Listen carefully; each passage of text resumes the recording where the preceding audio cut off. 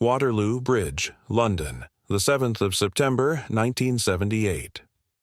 The Thames is gray and indifferent, sliding under the arches as it has for 2 centuries, and a 49-year-old man in a light raincoat joins a queue at a bus stop on the south side. He is unremarkable, a commuter among commuters. He has spent the day at his desk at the BBC's Bush House, recording broadcasts that will be smuggled by shortwave into a country that has tried twice already to kill him. He feels a sudden, sharp sting in the back of his right thigh. He turns. A man is bending down, awkwardly, to retrieve an umbrella he has apparently dropped. The stranger mutters an apology in a thick accent, turns, crosses the road, and disappears into a taxi. The whole exchange lasts perhaps 4 seconds. By evening, the BBC man, Georgy Markov, has a fever. By the following morning, he is in St. James's Hospital in Balham, vomiting, his blood pressure collapsing.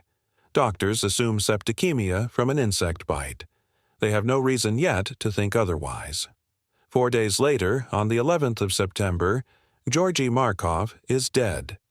It will take a Home Office pathologist working with almost obsessive care over the dead man's punctured skin to find what nobody in that hospital ward thought to look for: a sphere of metal, smaller than the head of a pin, lodged deep in the muscle of his thigh. Drilled through it, invisible to the naked eye, are 2 minute channels, intersecting at right angles, just large enough to hold a few hundred micrograms of one of the most lethal substances known to science. This is the story of that sphere and of the umbrella that is said to have fired it. It is a story that sits at the exact, uncomfortable intersection of espionage fact and Cold War legend, because for all the certainty of Markov's death, almost nothing about the manner of it has ever been proven in a court of law. What follows is drawn from inquest testimony, forensic reports, declassified files, and the patient work of journalists and historians across nearly 5 decades. Where the record is solid, we will say so. Where it thins into rumor, dramatized reconstruction, and Cold War mythology, we will say that too. Because the gap between what is known and what is merely believed is, in this case, the whole story. To understand why a Bulgarian writer was killed on a London bridge in broad daylight, you first have to understand what he represented and to whom. Georgy Markov was not a spy, nor a soldier, nor a politician.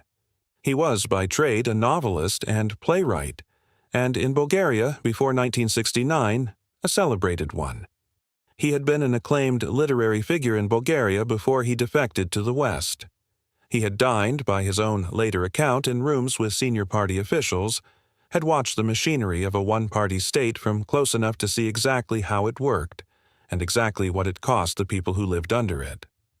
When he left Bulgaria, he did not disappear into quiet exile. He went to work for the BBC World Service, for Radio Free Europe, and for Deutsche Welle, broadcasting back into Bulgaria in his own language to an audience that could not openly admit to listening. His weapon was not a gun. It was his own voice and his own memory, deployed week after week against a regime that depended on its citizens believing there was no alternative narrative available to them. That made him, to the leadership in Sofia, something close to intolerable. Western intelligence assessments and later journalistic accounts converge on the same explanation. Markov's broadcasts against the Bulgarian Communist Party and its leader, Todor Zhivkov, were so cutting that the regime resolved to silence him permanently. Markov himself seems to have understood the danger. By his own account, he had received an anonymous warning months before his death that unless he stopped writing for Radio Free Europe, he would be executed. The problem, for whoever was tasked with carrying out that threat, was not motive. It was method. Killing a known dissident, a man with a public profile and an employer like the BBC in a Western capital, without leaving evidence that could be traced back to a state intelligence service, is an extraordinarily difficult thing to do cleanly. A knife or a gun leaves a body with an obvious cause of death and an obvious manhunt. Poison administered in food or drink requires access nobody had. What was needed, evidently, was a method invisible enough to pass, at least initially, as natural illness, deployed in a public place, in daylight, in seconds. It is worth noting that the West had not been blind to this category of threat. Intelligence services on both sides of the Iron Curtain had spent decades refining the tools of assassination by stealth, from poisoned cigarette cases to gas pistols disguised as everyday objects. The Cold War's intelligence services had, by the 1970s, an established appetite for weapons that did not look like weapons at all. What made the Markov case different was not the ambition behind it, but the brazenness of where and how publicly it was finally carried out. And before London, there had already been 2 failures. 2 earlier attempts on Markov's life had already taken place, one in Munich and another on the Italian island of Sardinia, both unsuccessful before the operation that finally succeeded in London. Whoever was directing this campaign was not improvising. They were refining. The device that investigators eventually came to believe was used against Markov has never been recovered, examined under laboratory conditions by an independent forensic team, and definitively confirmed.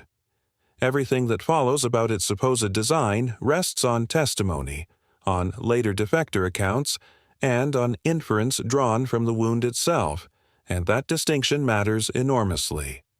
What is documented with much greater confidence is the wound and what it contained.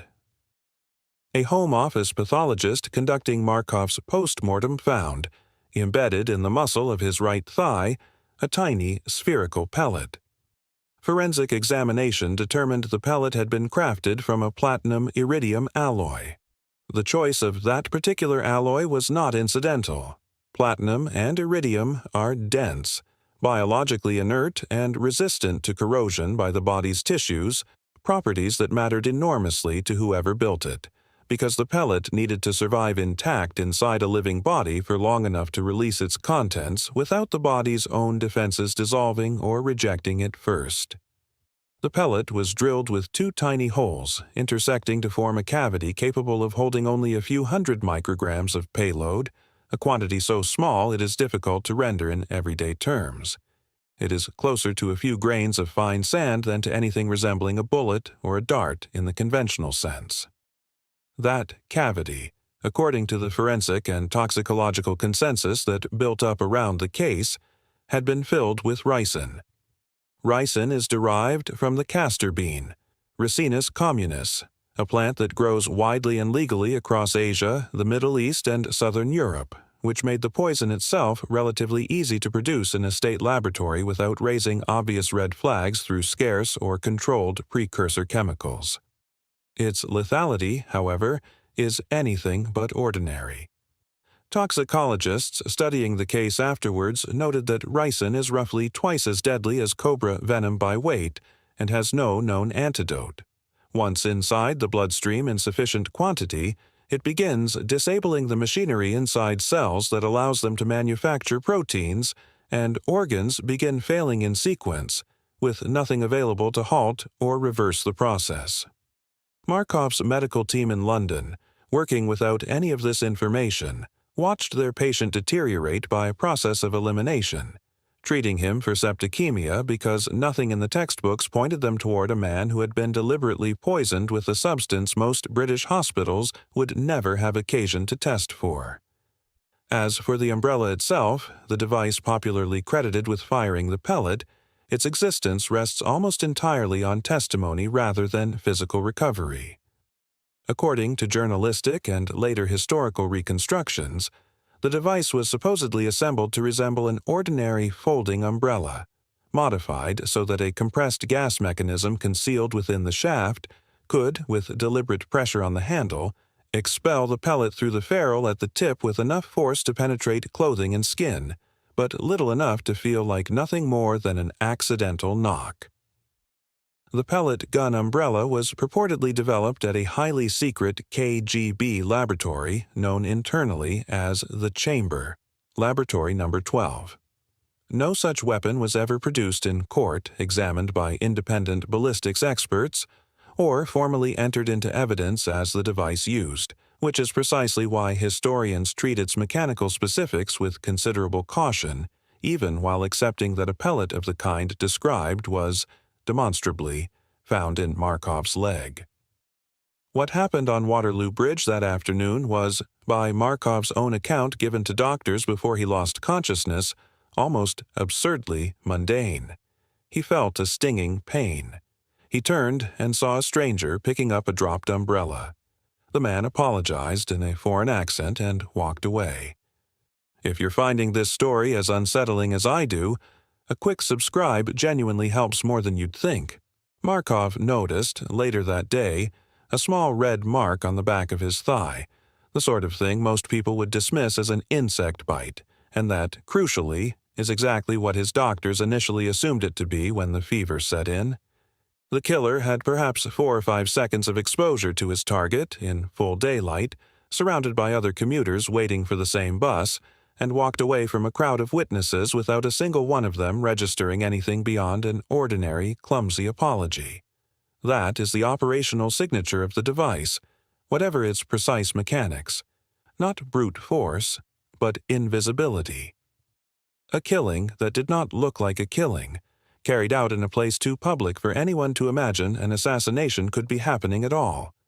The psychological effect, once the truth began to emerge, was significant well beyond Markov's own case. For the wider community of Eastern Bloc exiles and dissidents living in London, Paris, and Munich, the message was unambiguous. Distance and a Western passport offered no real protection.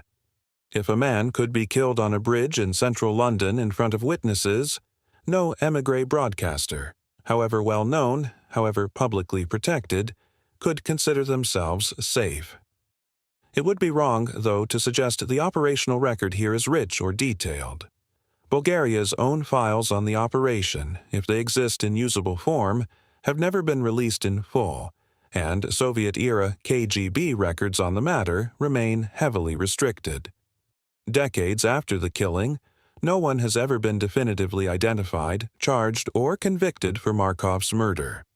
Much of what is presented in documentaries and books as established operational detail is, more honestly, the most plausible reconstruction historians and journalists have been able to assemble from fragmentary testimony, partial defector accounts, and the physical evidence of the wound itself. The umbrella gun, real device or partial myth dressed up by Cold War storytelling, was not a uniquely Bulgarian or Soviet innovation in concept, even if its execution against Markov became the most famous case of its kind. Western intelligence agencies had, by the 1970s, their own long history of disguised, single-use weapons designed for close-range, deniable killing, stretching back to the cigarette case pistols and gas guns of the Second World War's irregular warfare units. What distinguished the Bulgarian operation was not novelty of concept, but the sheer audacity of where it was carried out, a major Western capital, in daylight, against a man who broadcast for that country's own national broadcaster. There is also a strange, persistent footnote to the story that complicates any tidy account of the umbrella as a single, perfected weapon. Less than 2 weeks before the attack on Markov, another Bulgarian exile, Vladimir Kostov, had survived a remarkably similar attack in the Paris metro, in which he felt a sting, and later had a near-identical pellet removed from his back, only surviving because doctors later concluded his body had managed to encapsulate the toxin before it could fully disperse. 2 attacks, in 2 different Western capitals, using what appears to have been the same method, within the same fortnight, points to an operation that was being run, refined, and repeated, rather than a single improvised act. And yet even here the physical device used has never been definitively recovered and authenticated in either case. It is worth setting this against what is known of how Western agencies of the same era approached the same problem, if only to show how unusual the Bulgarian operation's public exposure really was.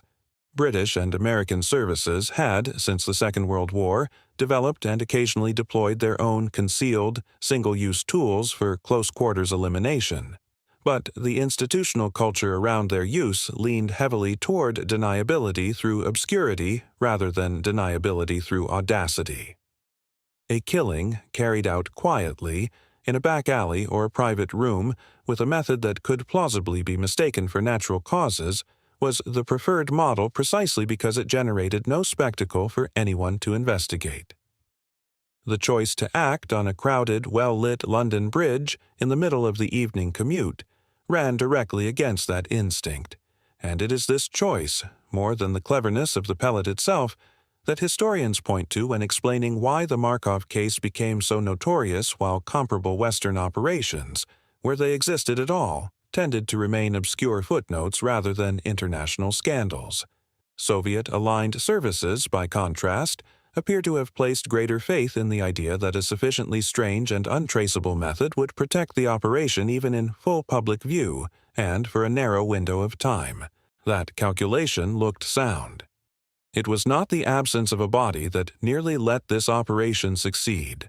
It was the presence of a method so alien to a London hospital's diagnostic instincts that nobody thought to look for it until a single insistent pathologist refused to accept septicemia as the final answer. What, then, can actually be said to have been achieved by this operation, separate from the legend that has grown up around it? In the narrowest sense, it achieved its immediate goal. Georgy Markov, a man the Bulgarian state regarded as a dangerous and persistent critic, was silenced permanently, and silenced in a manner that very nearly evaded detection altogether. Had the pathologist examining his body not gone looking for something beyond ordinary septicemia, the case might have closed as an unexplained tragic illness, and the world would likely never have learned what had actually happened on that bridge. But in every broader sense, the operation was, for whoever ordered it, a catastrophic failure of concealment. The brazen nature of the attack, combined with Markov's public profile and the almost cinematic strangeness of the alleged weapon, turned his death into one of the most infamous political assassinations of the entire Cold War, rather than a quiet footnote nobody noticed. It generated exactly the kind of sustained, high-profile scrutiny that a genuinely successful deniable operation is designed to avoid. Bulgaria's own government, rather than staying silent, actively and publicly mocked the affair, with state media in Sofia dismissing the entire story as Western fantasy, describing it as a fantastic tale about a poisoned umbrella and an invented Bulgarian bioweapon, dripping with the contradictions of an overactive imagination. That denial, rather than burying the story, helped cement it permanently in the public imagination, precisely because it was delivered with such theatrical scorn. The case also left a lasting mark on how the public and popular culture imagined Cold War espionage.